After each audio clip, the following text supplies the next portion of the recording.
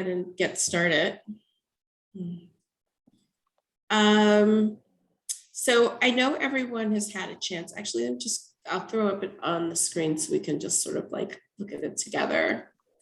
Do you have, I just want to make sure what you're seeing is the sort of like the language and the focus, the table. Is everybody seeing the table? Yeah. Okay. Yes. So it was good, I think, to take a few weeks to sort of step back and think about it. And, the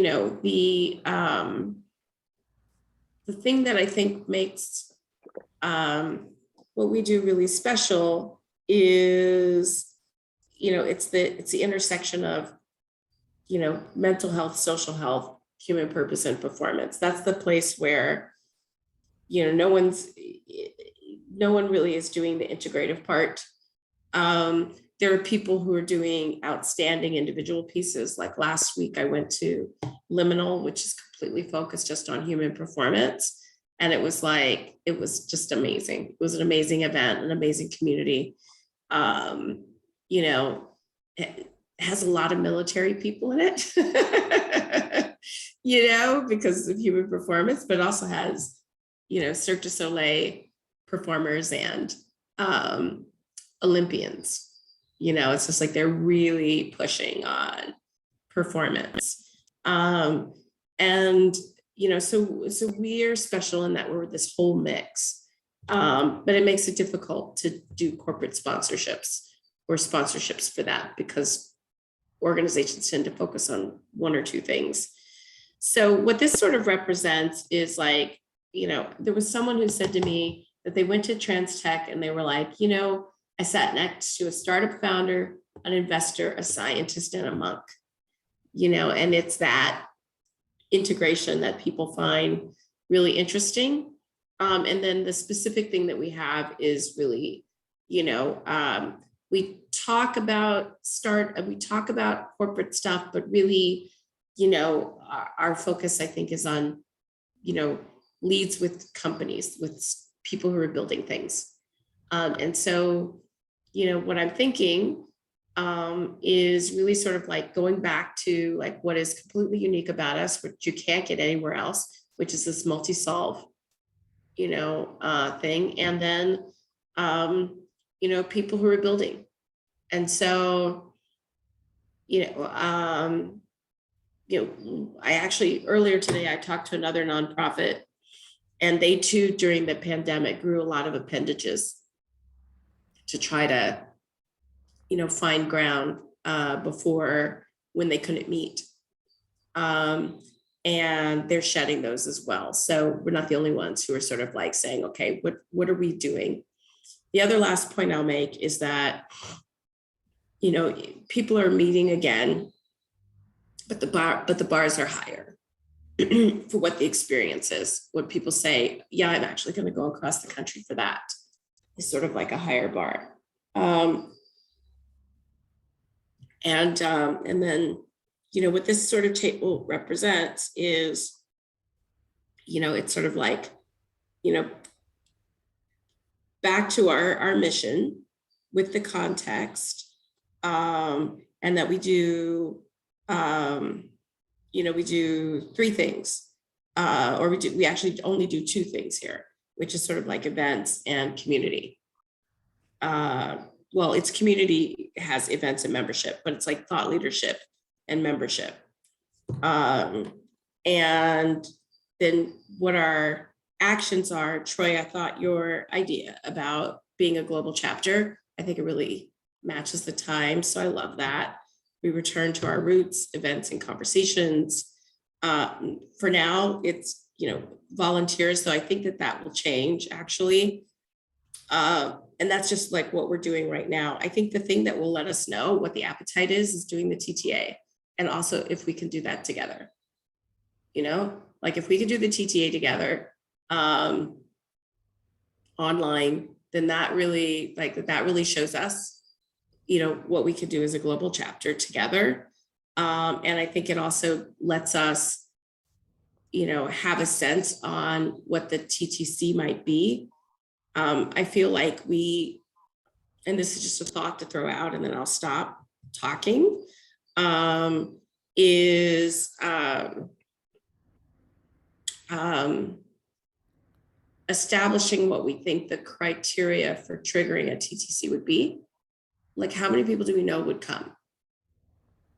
And use that to sort of decide. And it doesn't have to be, a super large event, which I think, we're coming up against another. When I talk to other organizers, people are capping their events around 300. Some are larger, but it's like we don't have to, it doesn't have to be the biggest thing ever. It could be the gathering after, and sort of like what would be the signals that would make us all feel comfortable in making the commitment for a paid live event. Because then once that happens, then that allows to switch over from volunteer.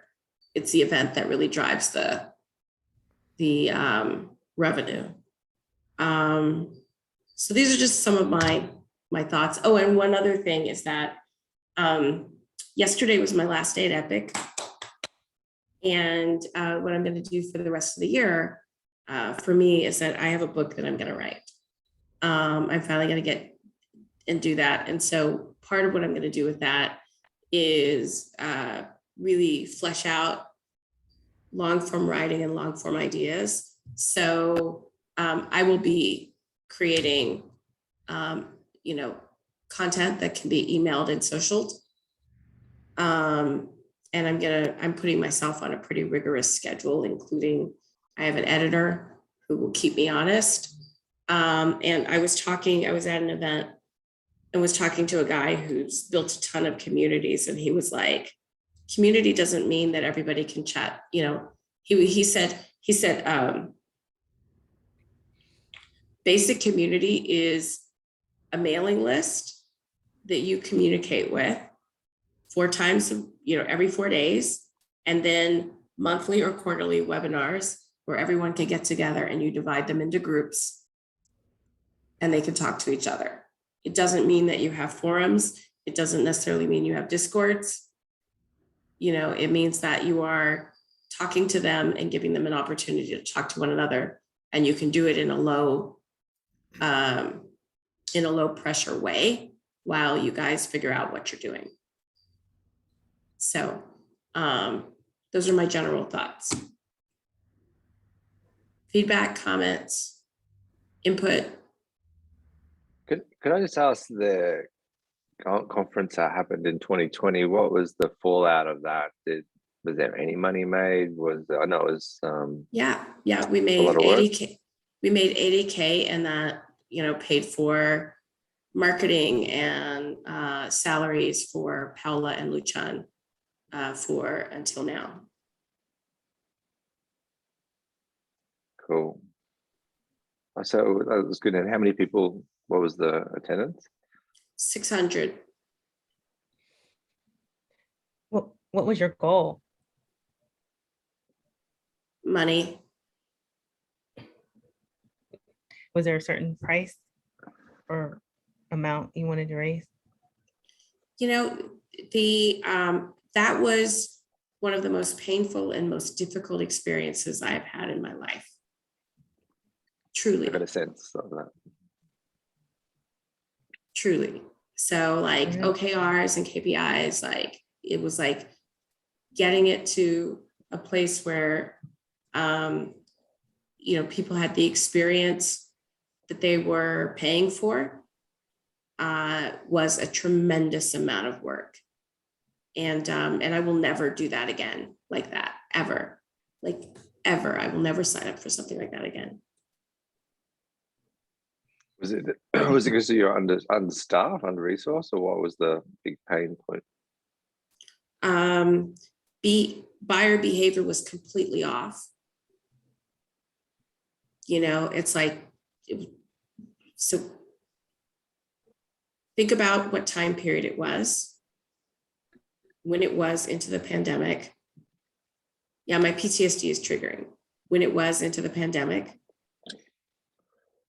think about your own decisions about what you paid for and what you didn't pay for. And it was like, normally during pre-pandemic, there was a certain sense you could like do ticket, you could sort of see the direction and know what people would do and how to get people to do things. This was completely off. No one behaved the way they had behaved before. So you had no idea if you were successful or not. And then you couldn't drop tickets lower than what people had paid before without having to do refunds. It's incredibly complex. Mm. It was really difficult. And I don't think it's a good measure. It's sort of like, yeah, it's like, it's not I don't think that's the measure for, well, let me ask you a question for both of you. What is the underlying question that you have for that? Are you wanting to help establish a metric for deciding on the TTC? Because maybe I can give a different piece of information. I guess for me, it's just data gathering at the moment because looking at the conference as a potential. So I knew it was quite a lot of pressure that was put on you.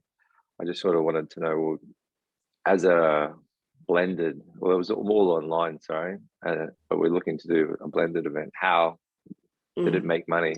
Is it even worth it? If it doesn't make money, well, then it would probably be, yeah, for me, it's just information gathering. So that you gave me the answer that I was after, really.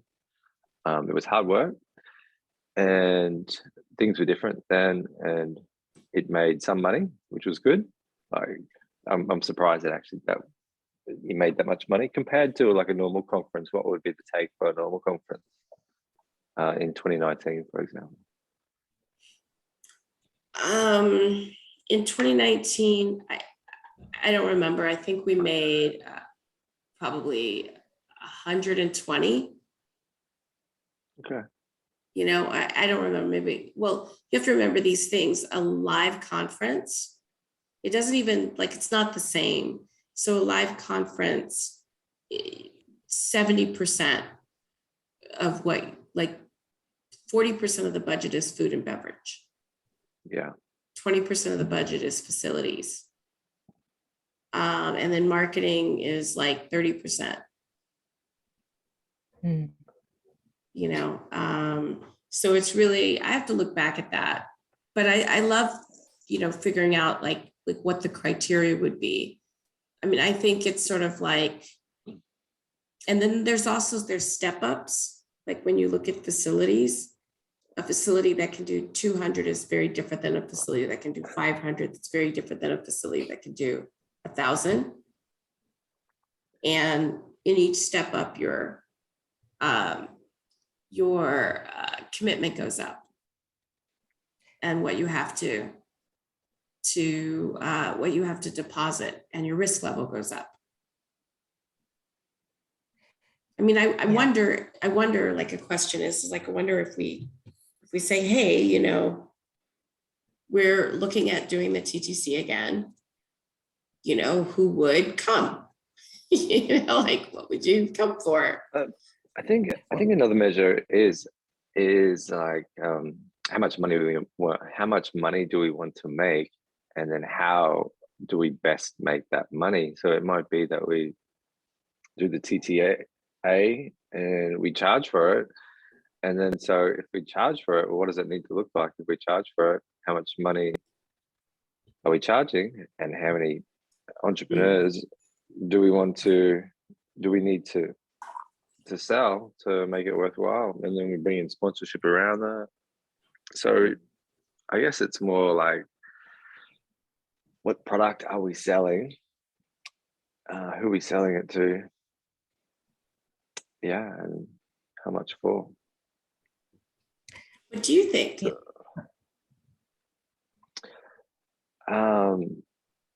Yeah, I guess I always like to chunk it back up to the top, which we've kind of already done. Like, what's the vision? What's the mission? Like, what are we actually doing to achieve that? For me, like, one of the key things about this vision, or I feel like the most important work to do, and Nicole, you helped me to really land on this, and some of the books that you've recommended over the years, and some of the insights that you've given me, just makes me more solidified around this, that the most important work that we need to do is help people to disidentify with the mind-made concept of self. I feel like the over-identification with the mind is causing the suffering, the dysfunction on the planet, and we need to elevate human consciousness into this new plane where we have a relationship with the mind, but we're not the mind.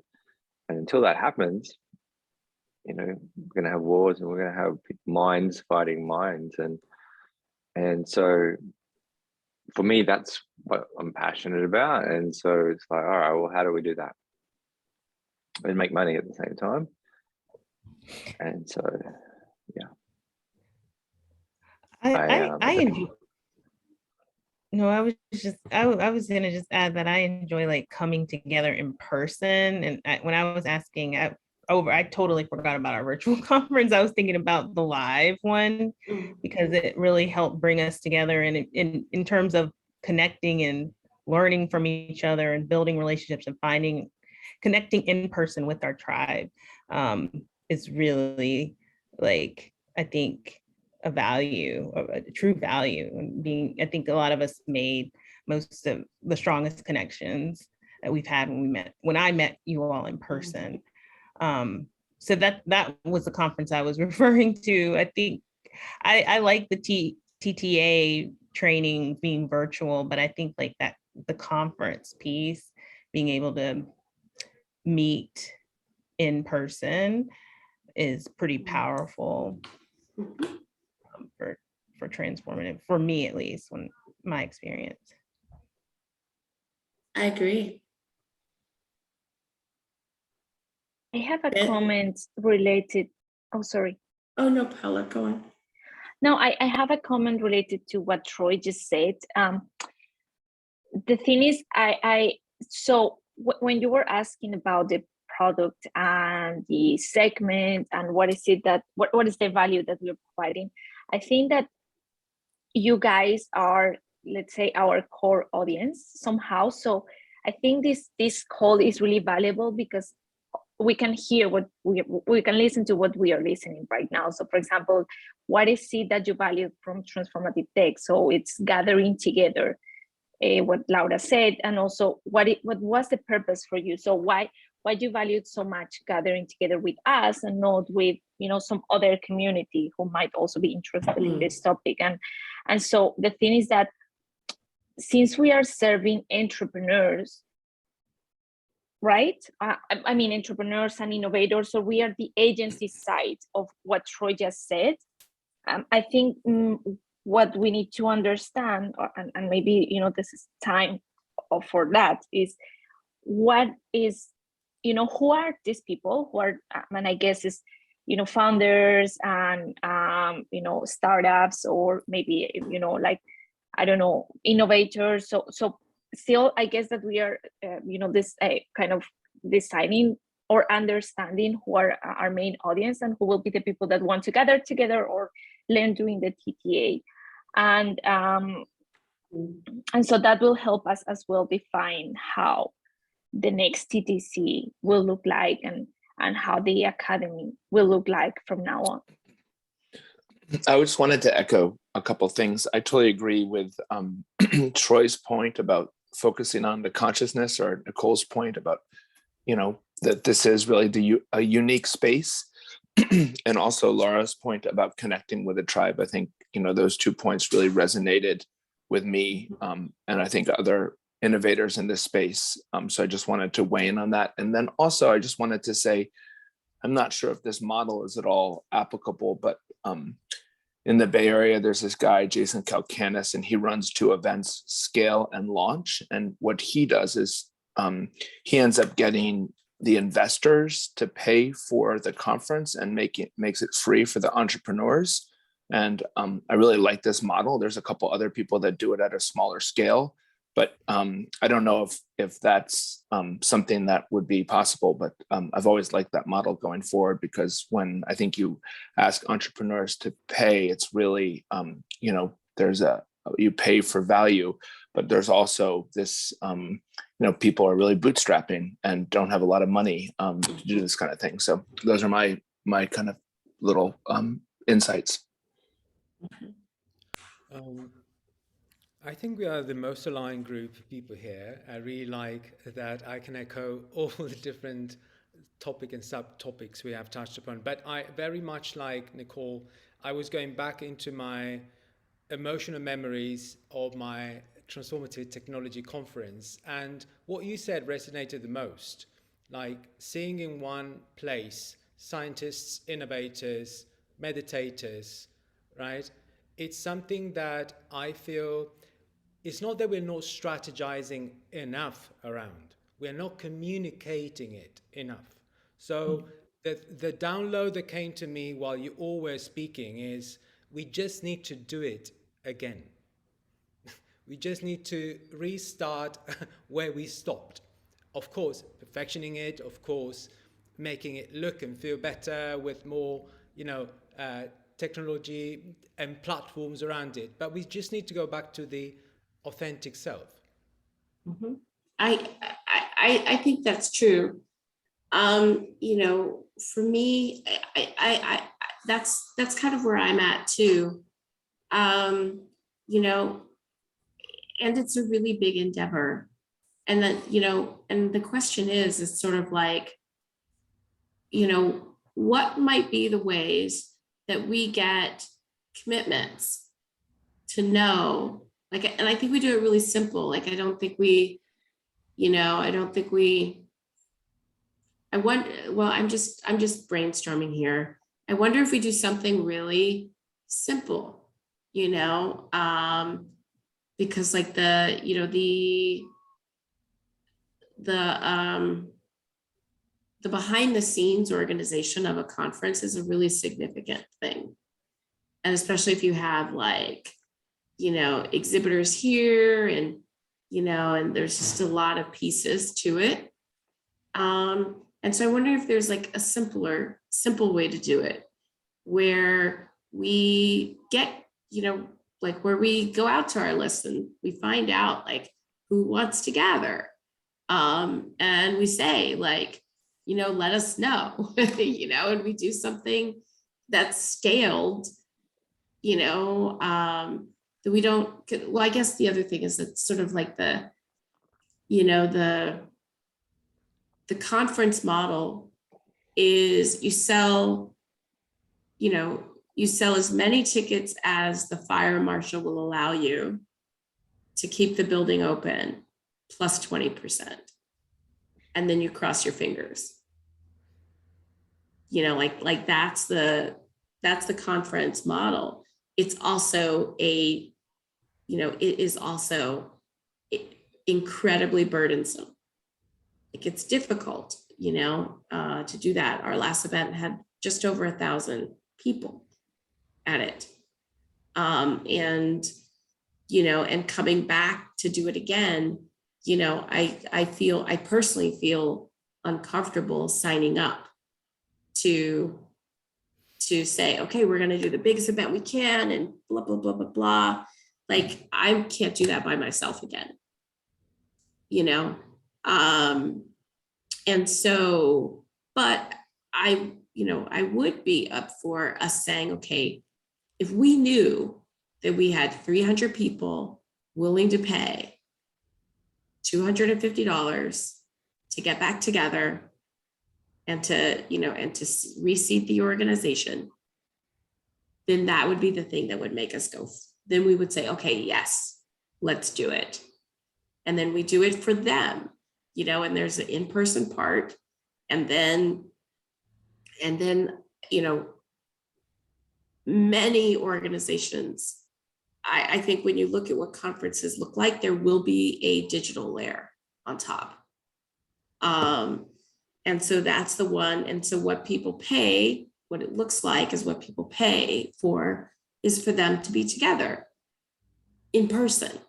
And the people who can't be there but want to see the content, then most people are letting them, it's a very reduced amount, or, or it's free.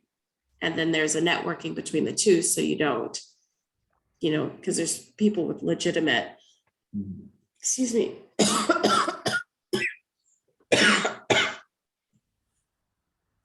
reasons to not want to be in crowds again, or because of climate change to not travel.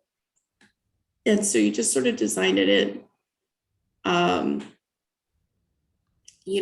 you have a small enough number of actual tickets that you sell them, and then you budget to that amount for what you scale and scope to that amount, and you call it a day, and create a great live event and great content.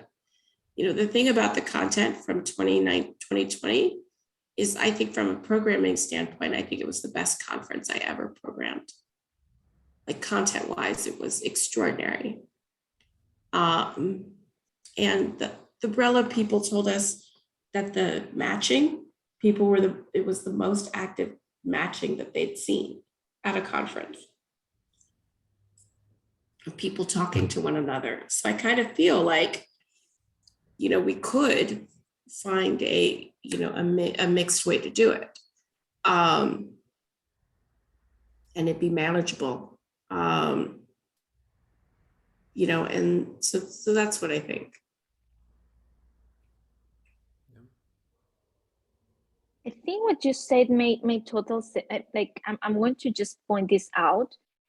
You are actually, so you are answering the question that you have. I think it's very possible if we just, connect to the community via email, and we say, hey, we want this to be for you. So, would you want to attend the conference again? This is a price we are estimating. Would you be willing to? Yes or no? I don't know if that's something that we can do. And maybe, I don't know if that's what you had in mind, but I guess it's something that, like, I think it's a way for us to ask. We have asked several times to the community via email, and usually they raise their hands or they tell us what they think. So I think it's a good way also for us to understand. I wonder if we could do a thing where it's sort of like, it's almost like,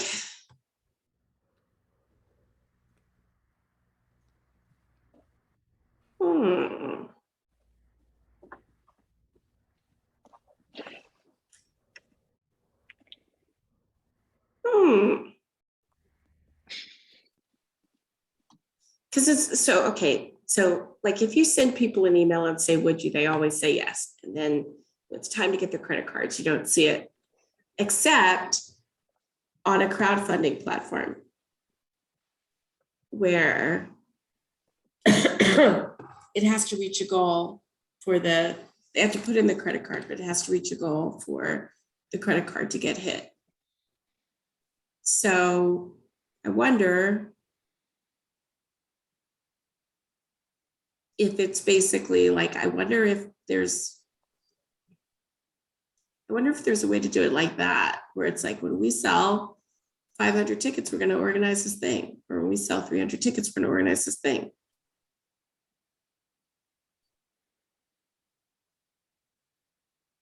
It's brilliant. I'm just thinking whether or not the crowdfunding and sourcing platforms do support that. If there's only we should focus on a service, perhaps, and this is a service after all. Right? So what are people buying into? What are the perks? Well, I think it's sort of like, I mean, again, all we're looking for is a way to like have the credit card in advance. Yeah. Because getting back to people is, everyone has the best intentions, and via email, it's really easy to say, yeah, but it's yeah, plus a credit card.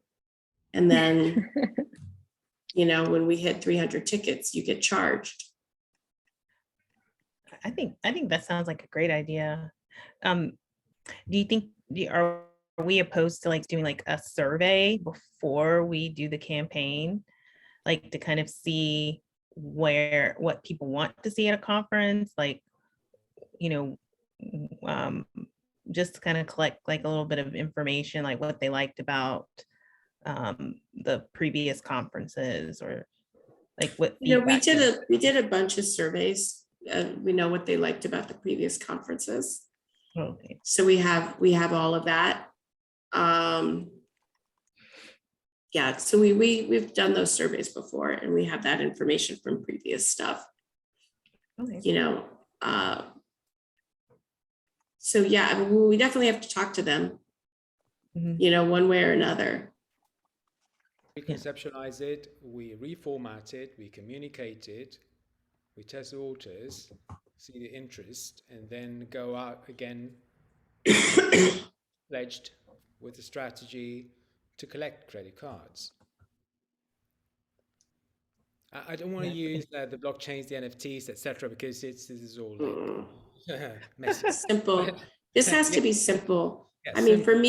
for me to be willing to do it personally, like it has to be simple, and I have to, like, I can't do the stress of, you know, the whole ticket hustle.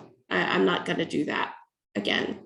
But preparing the audience with you know, the concept, whether old or new or tweaked, it's important to say, hey, we're back, and even for the website to be reflective of all that, and begin to reacquaint them with the idea that that specific spot in that autumn is going to go back to his own grandeur, and we can go back to meeting in person.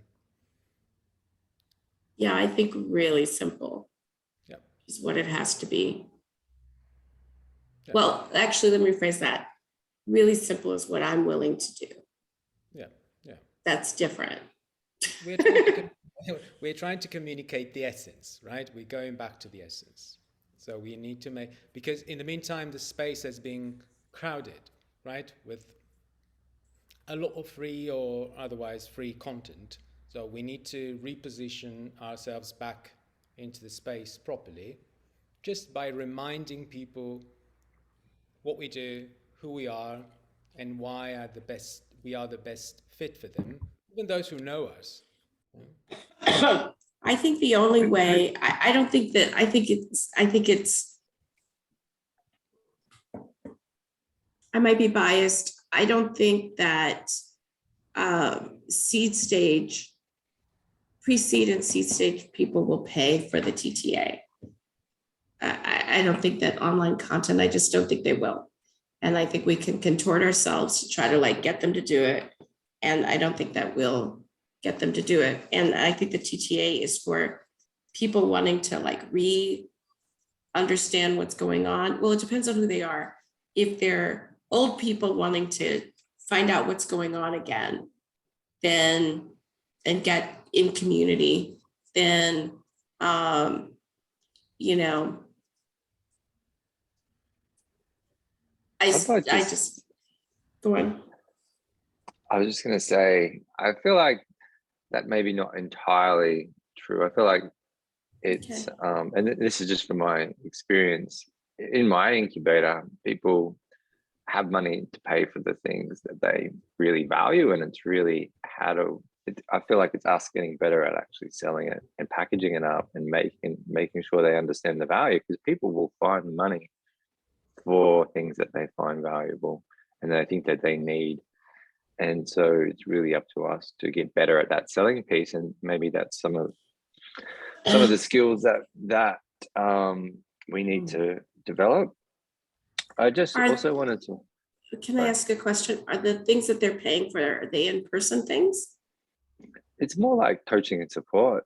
It doesn't necessarily need to be in coaching. It's really like, hey, we've got some of the pieces of the puzzle. You need investment. We've got investors that are specific to this sector, and we can help you get to there. So group coaching is what we were doing, and so it doesn't necessarily need to be in person. It's really just they know what they need. Well, sometimes they don't know what they need, but along a path of commercialization, there's certain things that they're going to need. And yeah, and I'm not sure that's what we want to create. Like for me, well, I'm going to ask you a question, Nicole, and I'm not sure if this is the right time to do it, but what is it? Should I just ask? Sure. It's really because I know you've been doing the TT community building for like 6-7 years now, and like, is it going in the direction that you're going? Because like I feel like what's been missing over the last 2 years is you as a leader. I know you've had a full-time job, and I've missed you, like essentially, like missed the content that you create. I missed you flying the flag, giving me the insights. Like you've helped me to expand my consciousness and so I've missed you essentially. And so I guess you're writing a book. Is this book aligned to the direction that you want to take TTC? Is this vehicle something that you're like as a overarching concept, vision? Is it what you want to be like leading moving forward? Because if it's not, like, I want you 100% in, and I'm 100% in. But if you're not 100% in, then I'm just like, you know what? I'm probably going to tap out as well because I've got other things that I want to focus on. So I really need you. Is what I want to say. Yeah. Yeah. So the thing that's at the top of the, at the top of the document, that's what I'm doing with my life. Like I'm doing the same stuff with my life. I'm doing that's what I'm doing with my life. The .org, I built that at great personal sacrifice to myself and my health and my financial status. And so I am, so what I am not 100% in on is sacrificing my health and personal financial status, and doing things alone. Like I am 100% out of doing that. And this is kind of where I was pointing to is like, is there a better way? Because I'm in on the same things that you're in on, and I want to continue to follow you, and I want to continue to hang around and play with you. But is this the best way? I'm not convinced. Yeah, absolutely. And so that is why I keep saying simplicity. Like going back to this is actually probably the best part of the conversation. Like I was talking to the community guy and he was like, and I was like, oh, we're thinking about Discord. And he was like, you don't need that for a community. He was like, a community is you talking to your community and, minimum quarterly webinars and, or not webinars, but basically Zoom meetings where as many people as possible can be divided into rooms to talk to one another. He goes, that's community. He was like, that's community.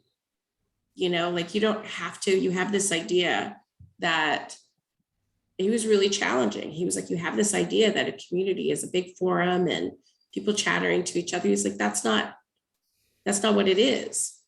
You can do something that isn't, draining. That is a community. And, so it's sort of like the very, and then also, one of the big challenges has been, trying to create a framework that will get like,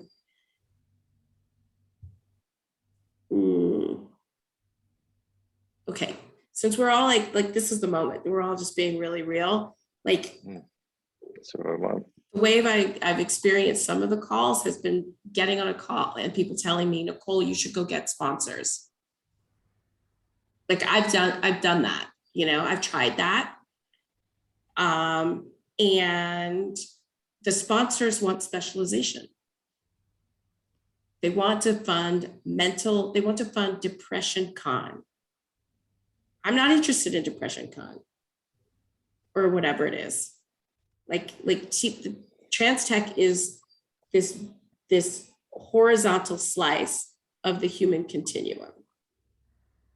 Like that's what it is. And so for it to be something that anyone, the way most people think about sponsors, for it to be something that people will sponsor requires it to become a specialization or to become big enough that it can have specialized conferences. And all of that puts me in the position where I'm like working around the clock to try to get an organization that's big enough to be worthy of someone paying a small amount to support a specialized conference. So it's like, I asked myself the question, well, what is it really? Or what do I really think the world needs? And, the thing that I wrote in that document, like, that's really what I think the world needs, And so, so I don't think I don't think we're going to have some big traditional sponsor coming in and saying, hey, here's money. I don't think that's going to happen. It'll be someone who believes in interdisciplinary. It's going to be someone who's really aligned, who's like, this space must exist. It's really valuable. So it's not like, it's not going to be, I don't think, because I've been knocking on doors all over the place.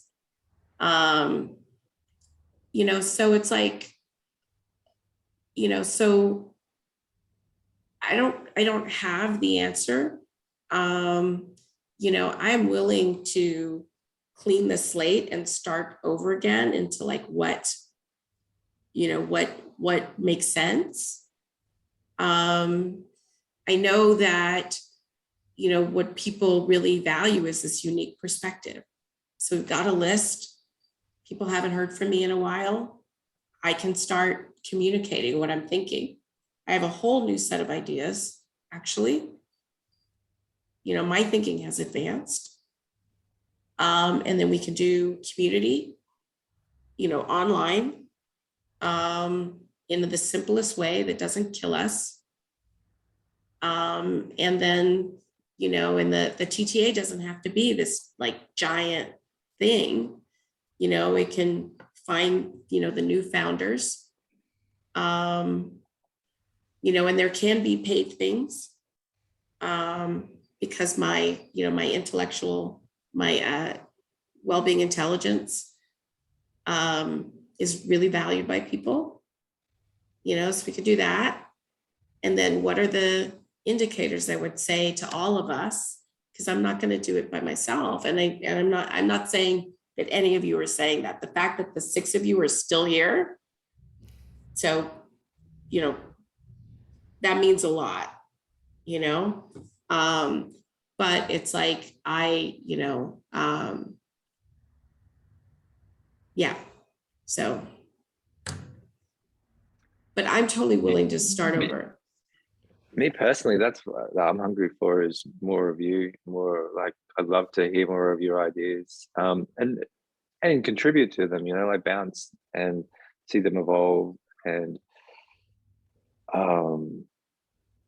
yeah, like, I feel like as much as you're being really inclusive here, but this is just my point of view, is that I'm signing up to be part of something that you're creating. Because ultimately I feel like the vision has to come from you, and then I'm a builder. Like, I can help with that. I'm not going to sign up for a full-time job volunteering. I can't do that, but I want to help where I can, support what you're building, because I trust you. I've seen what, yeah, there's a lot of alignment between how you feel and how you see, and same, and me as well. I've just read Stanislav Grof's book, The Cosmic Game, and it's like, oh, this guy is speaking like I would write this book if, and so I feel like there's that sort of, I feel like your book, I'm excited to read it because I feel like there'll be a lot of crossover as well. Book are you reading, Troy? I read Stanislav's, I have trouble saying his first name, Grof, the founder of holotropic breathing, The Cosmic Game. It's a good book. I'd recommend it. I'll send it through in, let me put it in the chat. Yeah, The put it one in the that's chat. done the most studies on psychedelics and how to stimulate your body to enter expanded states also through breath work. Oh, nice. Yes, So it's about altered states of applicable consciousness. spatial theories. So, so show of hands, for everyone on this call, do you all feel the same way that Troy does?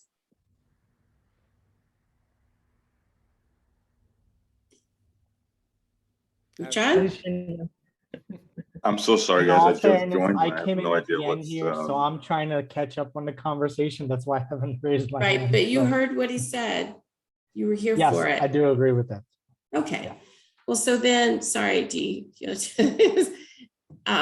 So then I guess the answer is for me to say at this stage what I am moved to do and what I feel comfortable doing and how I think about it. And then you all will say whether or not it's something that you're aligned with. Is that? I think, Nicole, you Sounds need good. to be our face, our leader, our, constant inspiration. There you go. And yes, I think we all need more of that. We need you. Okay. All right, well then I'm going to lay out what I think is the simplest way to navigate what I think is the absolute simplest way. Because that's what I'm up for. I'm up for impact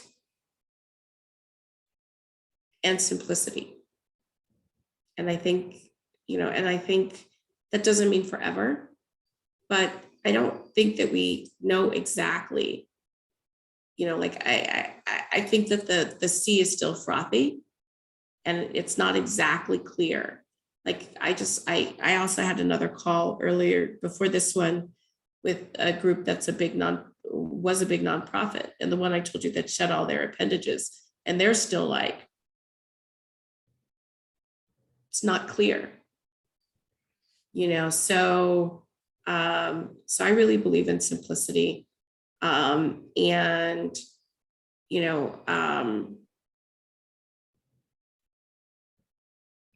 Yeah, so it's going to look like that. It's going to be real simple, It's going to make money, right? The .org has got to make money? Or are you talking about the overall? The overall.